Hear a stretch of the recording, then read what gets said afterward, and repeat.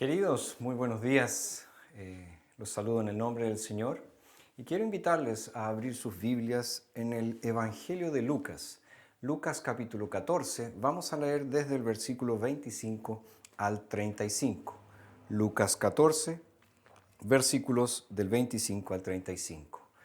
Oigamos con atención la palabra de Dios.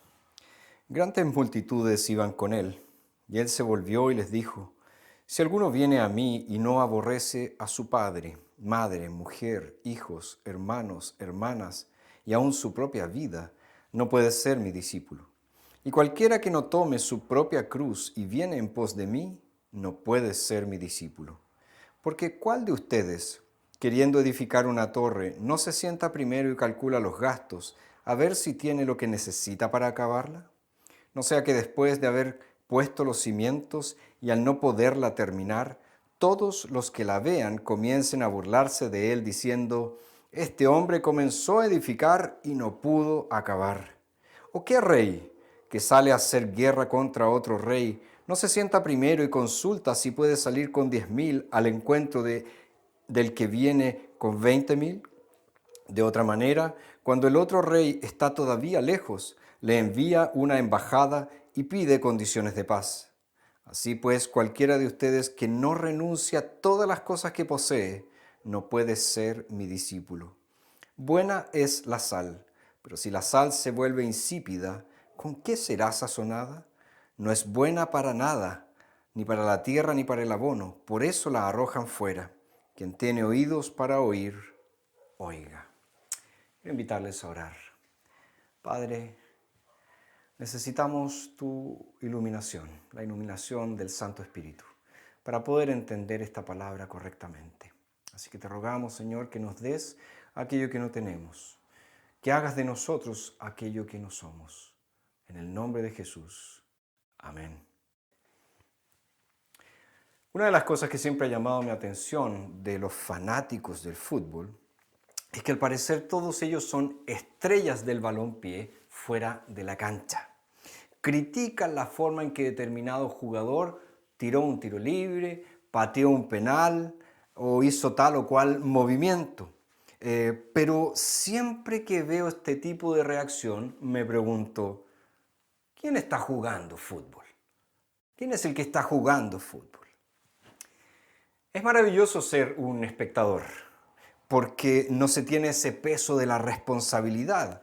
Solo se critica si las cosas van mal, o bien se sube al carro de la victoria si todo anda bien. Pero ¿cuál es la gran realidad? Nunca se está dentro del juego. Y esto que vemos en el fútbol también se ve en el cristianismo. Hay muchos observadores en el cristianismo. Están allí viendo cómo las cosas se hacen en la iglesia, critican la manera errada, según ellos, de cómo ciertas cosas se han hecho en la iglesia. Y cuando las cosas salen bien, celebran, festejan, se alegran, pero nunca juegan. Están allí como meros espectadores, sin involucrarse de corazón en la obra. Nosotros estamos en esta serie que hemos titulado Las marcas básicas de la comunión cristiana. Y nos hemos propuesto presentar a la luz de varios textos bíblicos el hecho de que ser cristiano significa necesariamente pertenecer a la iglesia. Y también queremos presentar la forma en que se vive esa pertenencia. Ya hemos hablado acerca de la iglesia, de quién es la iglesia y qué es la iglesia. Y dijimos que la iglesia es del Señor Jesucristo y que la iglesia está conformada por todos aquellos que profesan fe en Jesucristo como el Señor y el Salvador de sus vidas y que por lo tanto han sido adoptados dentro de la familia de Dios. También hemos visto que para formar parte de la iglesia es necesario nacer de nuevo, es necesario haber experimentado la regeneración, el nuevo nacimiento, que es una obra del Espíritu de Dios que Él realiza en nuestra vida. Y hoy quiero hablar acerca del discipulado y hacerte la siguiente pregunta: ¿eres un discípulo de Jesucristo? ¿Eres realmente un discípulo de Jesús? ¿O eres solamente un espectador? Aquellos que observan, aquellos que miran, pero que nunca se involucran en la obra. ¿Estás en la iglesia para ver cómo otros juegan? ¿O estás tú realmente jugando con tus hermanos por la causa cristiana? Son preguntas muy importantes que todos nosotros tenemos que hacernos. ¿Por qué? Porque en el cristianismo no existe cosa tal como un espectador. O estamos comprometidos con Jesús o no lo estamos. Cristo no quiere que tú seas un mero espectador. Él quiere que tomes una decisión y que te comprometas con su obra. Este texto nos dice por lo menos 3 cosas respecto al verdadero discipulado. Y la primera de ellas es la siguiente. Un discípulo es aquel que aborrece lo que más ama por Jesús. Un discípulo es aquel que aborrece lo que más ama por Jesús. Miren conmigo el versículo 25. Lucas comienza diciéndonos que grandes multitudes iban con Jesús. Estamos en esta fase del ministerio terrenal de Jesús, donde Jesús gozaba de gran popularidad. Es cierto que él sufría también oposición de parte de los líderes religiosos de su tiempo. Tendían trampas para atraparlo, pero a pesar de eso, mucha gente, muchas personas le seguían. Ahora, ¿por qué las personas seguían a Jesús? ¿Qué era lo que les motivaba a seguir a Jesús? Bueno, hay varias razones, nos dice los evangelios. Algunos le seguían por los milagros que Jesús realizaba. Y este tipo de seguidores estaban obsesionados con aquel poder que Jesús demostraba al curar, por ejemplo, a los enfermos. Ellos estaban tan admirados por ese poder que querían ver más y más y más de eso. Otros le seguían por su enseñanza. Estaban admirados por la sabiduría de Jesús. Estaban admirados por la autoridad que tenía Jesús al enseñar y querían oír más. Tal vez otros simplemente le seguían porque eran llevados por la masa. Muchas personas, incluso hoy, son así. A veces ni siquiera saben por qué están siguiendo lo que siguen. Sencillamente se dejan llevar por el resto, se dejan llevar por la masa. Pero Lucas nos dice que sucede algo inesperado. Jesús se vuelve a esta gran multitud y le dice, verso 26, si alguno viene a mí y no aborrece a su padre, madre, mujer, hijos, hermanos, hermanas y aun su propia vida, no puede ser mi discípulo. ¡Qué palabras más duras! ¿A Jesús no le gustaba la popularidad? ¿Jesús no quería ser seguido por muchas personas? Estas palabras no serían las que alguien buscando discípulos utilizaría. ¿Qué es lo que realmente está diciendo Jesús? Bueno, esta frase de Jesús se enmarca en lo que se conoce como sus dichos duros. Frases duras de Jesús, frases muy directas, frases muy concretas que Jesús utilizó y que pronunció durante su ministerio.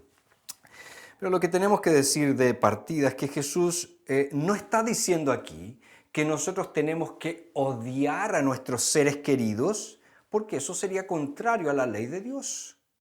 Él no está diciendo que tenemos que rechazar a nuestros cónyuges, rechazar a nuestros padres, rechazar a nuestros hijos, rechazar a nuestros hermanos y aborrecer, odiar nuestra propia vida. No es eso lo que Jesús está diciendo. Es más, el 5.º mandamiento, ¿qué dice? Honra a tu padre y a tu madre. Y el 6.º mandamiento dice, no matarás. Por lo tanto, ¿qué es lo que Jesús está diciendo aquí? Bueno, lo que vemos acá es una figura de lenguaje que busca presentar un contraste fuerte para que nosotros entendamos que hay cosas que no pueden ser comparadas. ¿Qué quiero decir con esto? Jesús está diciendo aquí que no podemos ser sus discípulos si amamos a alguien más y lo amamos más a esa otra persona que a Él. ¿Por qué? Porque Él es incomparable. Por eso Jesús menciona a aquellas personas con las que tenemos mayor intimidad, pues son esas personas en general a aquellas que nosotros más amamos. Pero si amamos a esas personas más de lo que amamos a Jesús, algo está muy mal en nuestro discipulado. Insisto, es importante que entendamos bien el término que Jesús está utilizando acá, porque la palabra aborrecer en la Escritura muchas veces es utilizada para expresar un grado de afecto comparativo. Un ejemplo clásico de esto es la situación que se dio entre Raquel y Lea.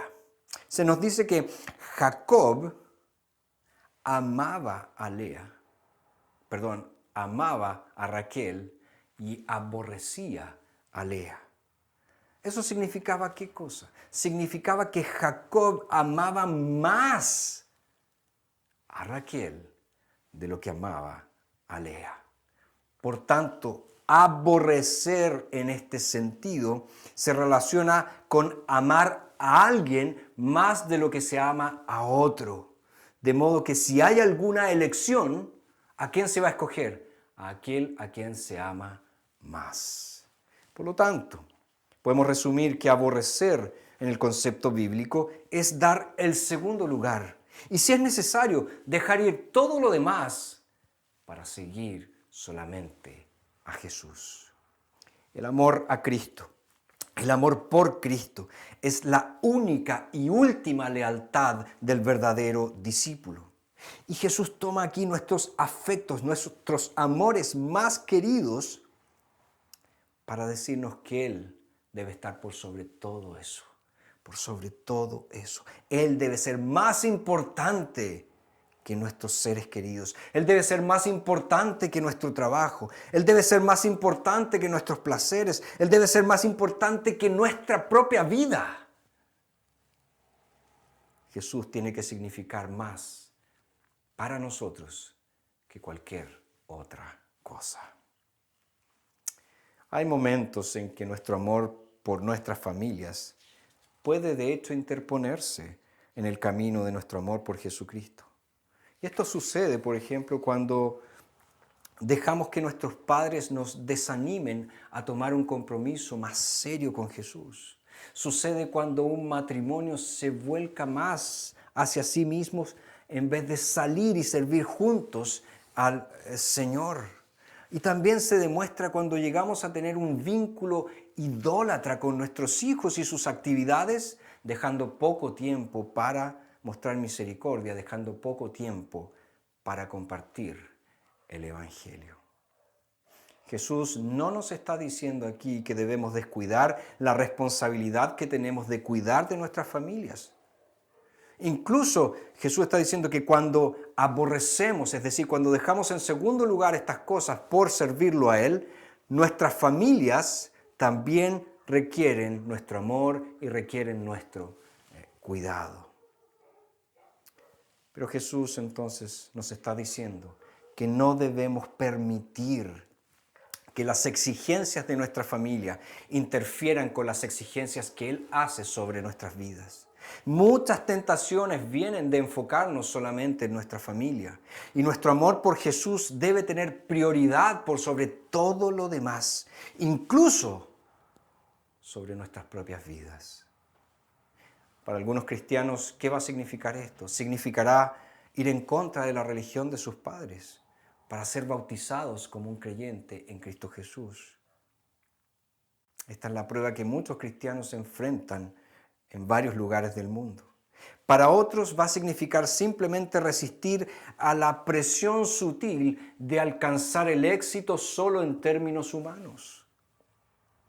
Pero cada vez que enfrentemos una elección entre hacer lo que nuestras familias quieren o lo que nosotros queremos versus lo que Jesús quiere, nuestro afecto supremo por Jesús debe determinar esa elección. Y solo en ese momento podemos amar a nuestras familias de la manera correcta y no para nosotros, no para nuestro propio beneficio, sino para Dios y para su gloria. Entonces, en primer lugar, un verdadero discípulo aborrece a su familia. ¿De qué forma? Amando a Jesús más que a cualquier otra persona en este mundo. A menos que Jesús sea nuestro mayor amor, no podemos ser sus discípulos. Eso es lo que dice Jesús. Entonces, eres un verdadero discípulo cuando aborreces lo que más amas por Jesús. En segundo lugar, eres un verdadero discípulo cuando llevas tu cruz por Jesús.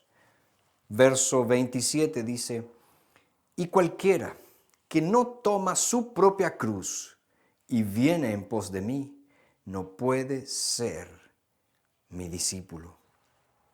Para demostrar lo serio de este término, de este concepto aborrecer, Jesús establece este segundo criterio del verdadero discipulado. ¿Y cuál es este criterio?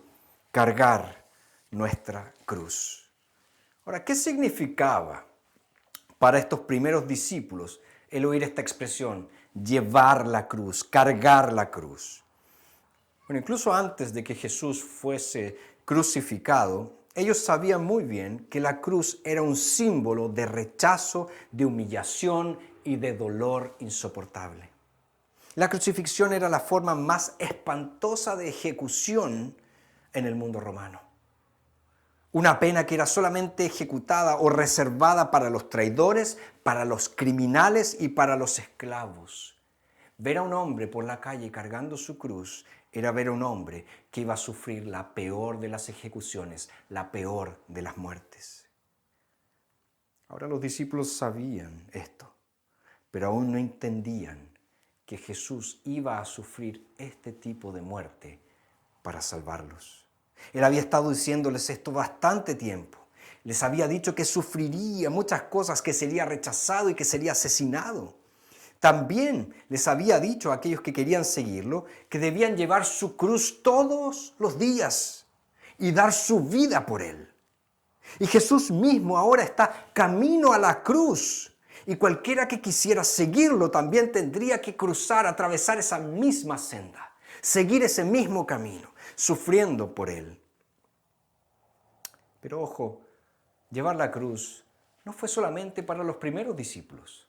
Llevar la cruz es para todos los discípulos de Jesús en todas las épocas, en todos los tiempos. Es la forma en que nosotros vivimos y morimos por Jesús, porque es la forma en que Él vivió y murió por nosotros. La imagen de la cruz nos recuerda que hemos renunciado a nuestras propias vidas y ahora estamos preparados para enfrentar cualquier tipo de sufrimiento, incluso el martirio por el nombre de Jesús. Hoy en día no es muy extraño escuchar a las personas decir, tengo que cargar esta cruz, esta es la cruz que me tocó. Y por lo general, cuando la gente dice eso, se refieren a alguna dificultad médica, alguna dificultad financiera o alguna dificultad, algún problema relacional que tienen que llevar en su vida. Pero no todas nuestras cruces son lo que Jesús dice acá. Jesús está aquí destacando algo especial, un tipo especial de sufrimiento. Y es el tipo de sufrimiento que nosotros soportamos por seguir a Jesucristo, por ser discípulos de Jesucristo. Entonces, llevar nuestra cruz significa la aceptación de todo sacrificio, de todo sufrimiento, de toda persecución por seguir a Jesús. No es una clase entonces de sufrimiento común. Por tanto, llevar la cruz significa cualquier forma de persecución. Cada vez que nos faltan el respeto, cada vez que estamos en desventaja por ser cristianos, cada vez que nuestras familias nos rechazan porque hemos tomado una posición bíblica sobre un determinado asunto, estamos llevando nuestra cruz. Cada vez que enfrentamos las dificultades espirituales o de otro tipo que vienen en el ministerio, llevamos nuestra cruz.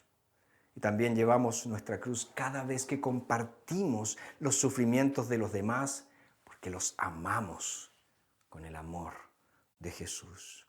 Y Jesús dice que a menos que llevemos este tipo de cruz, no podemos ser sus discípulos.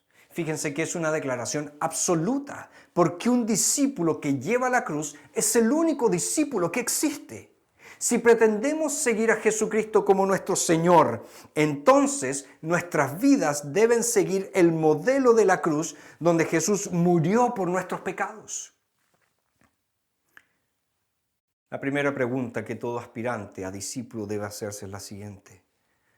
¿Estoy dispuesto a morir con Jesús y por Jesús, así como Él estuvo dispuesto a morir por mí en la cruz?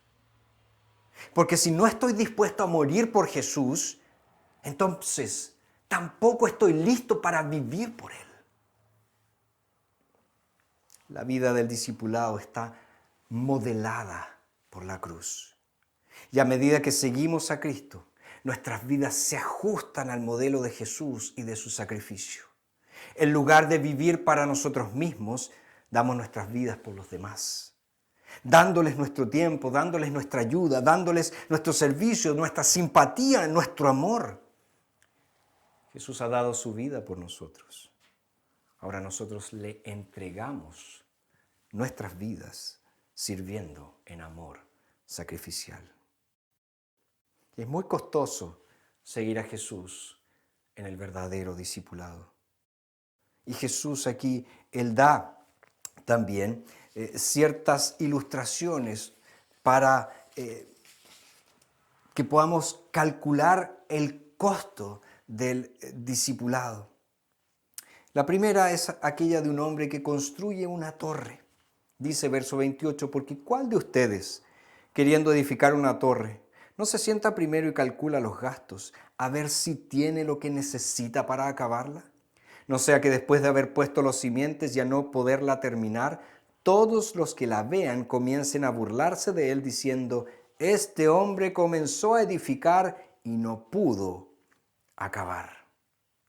Jesús está diciendo, no tiene sentido comenzar un proyecto de construcción, especialmente un gran proyecto como una torre, a menos que tengamos los recursos para terminarla.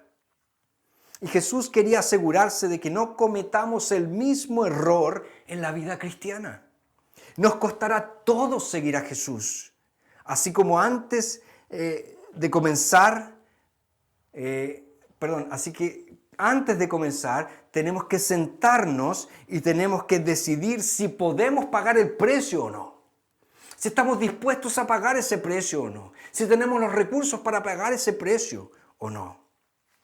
Y el segundo ejemplo que presenta aquí Jesús lo extrae del arte de la guerra. Verso 31. ¿O qué rey que sale a hacer guerra contra otro rey no se sienta primero y consulta si puede salir con 10,000 al encuentro del que viene con 20,000? De otra manera, cuando el otro rey está todavía lejos, le envía una embajada y pide condiciones de paz. Al igual que la parábola de la torre sin terminar, esta parábola de la guerra nos advierte acerca de calcular bien los costos del discipulado. Solo que esta vez Jesús nos llama a considerar no el costo del discipulado, sino el costo del no discipulado, el costo de no seguirlo a Él. Y por eso presenta la figura de un rey más débil y de un rey más fuerte. Es un rey que está a punto de ser invadido por un ejército superior, por un reino más poderoso. Y ante esta amenaza de un ejército superior, el rey, la parte más débil, debe considerar cuidadosamente los recursos que tiene para saber si puede o no defenderse. De acuerdo con el versículo 32, debe considerar las consecuencias de no defenderse y optar por llegar a un acuerdo de paz con su adversario. ¿Podemos darnos el lujo de seguir a Jesús? La primera parábola pregunta eso. A lo que la segunda parábola ofrece otra alternativa. ¿Podemos permitirnos no hacerlo? ¿Podemos decir, no te voy a seguir, Jesús? Jesús es el Rey poderoso que un día vendrá y no podemos hacerle frente. Te puedes dar el lujo de no seguirlo. Te puedes dar el lujo de no ser su discípulo. Es algo que debes pensar.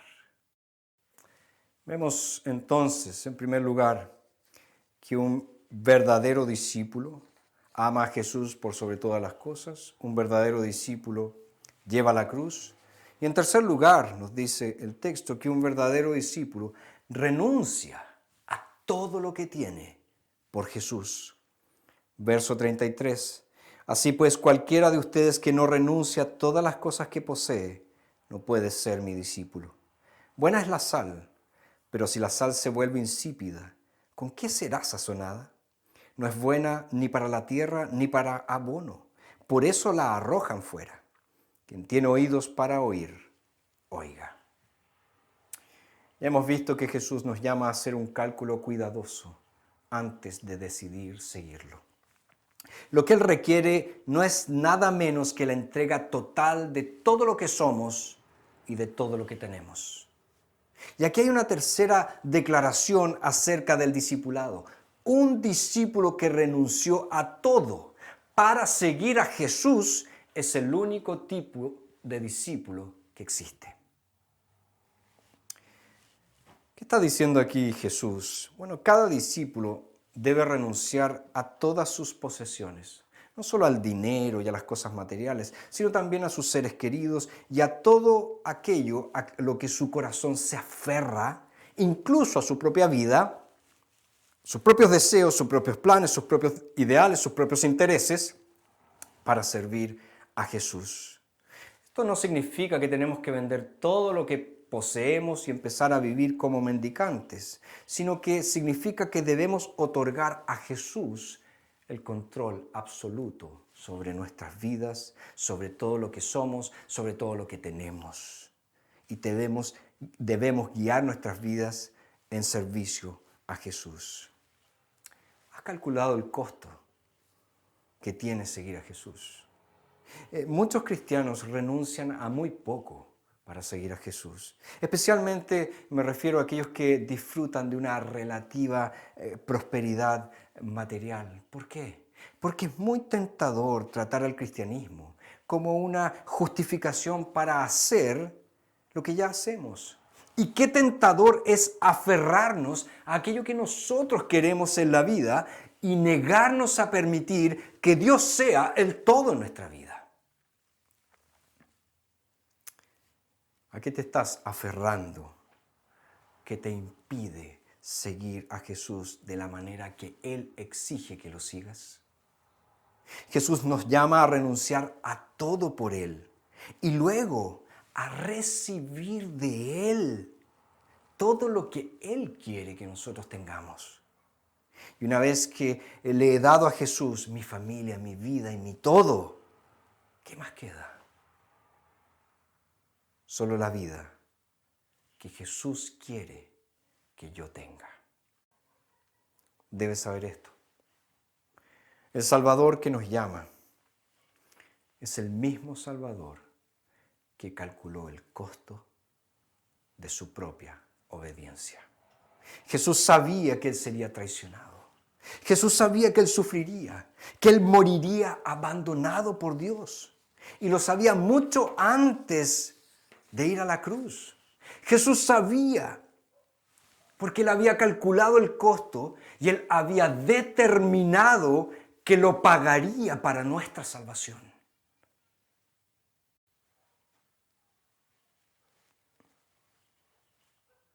Has calculado el costo. Lo has hecho verdaderamente. Un verdadero discípulo renuncia a todo lo que tiene, a todo lo que es, para seguir a Jesús.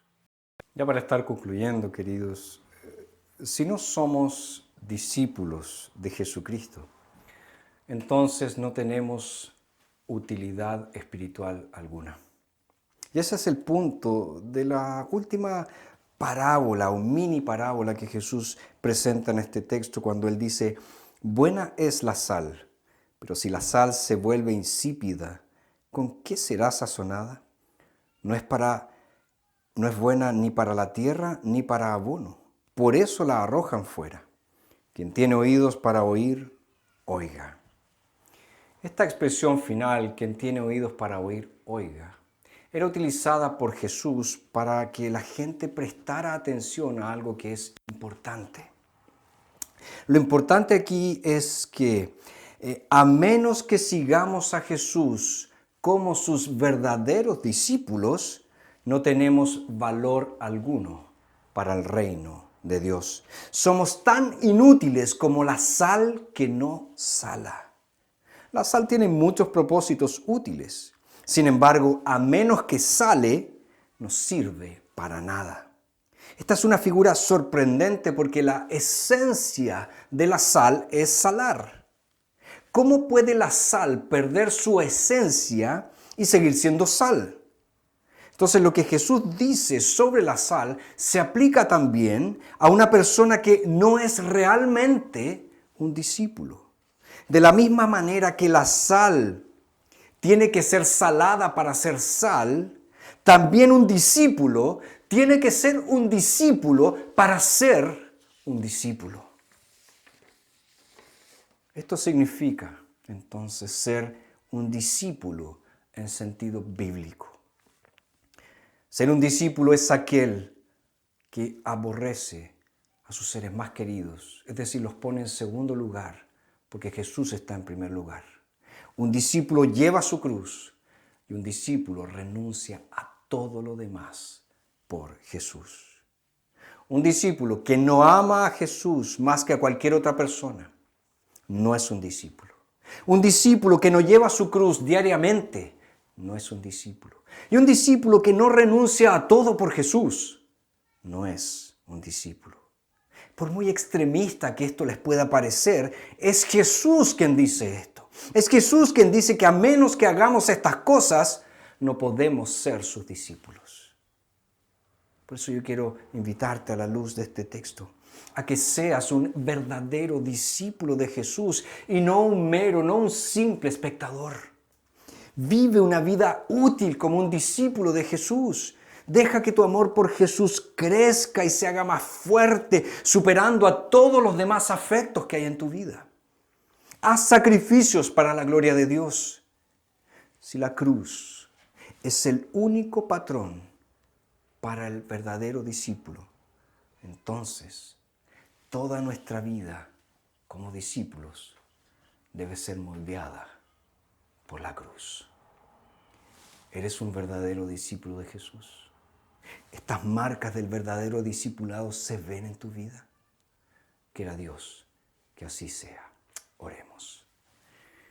Padre, sabemos que dejados a nosotros mismos, somos incapaces de hacer estas cosas. Somos incapaces de amar a Jesús por sobre todas las demás personas. Somos incapaces de llevar nuestra cruz. Y somos incapaces a renunciar a todo lo demás por Jesús.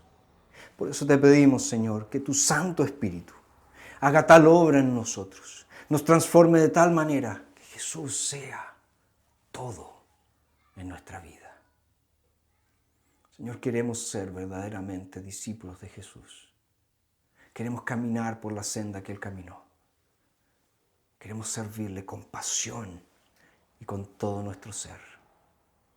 Ayúdanos. Te lo pedimos en su nombre bendito. Amén.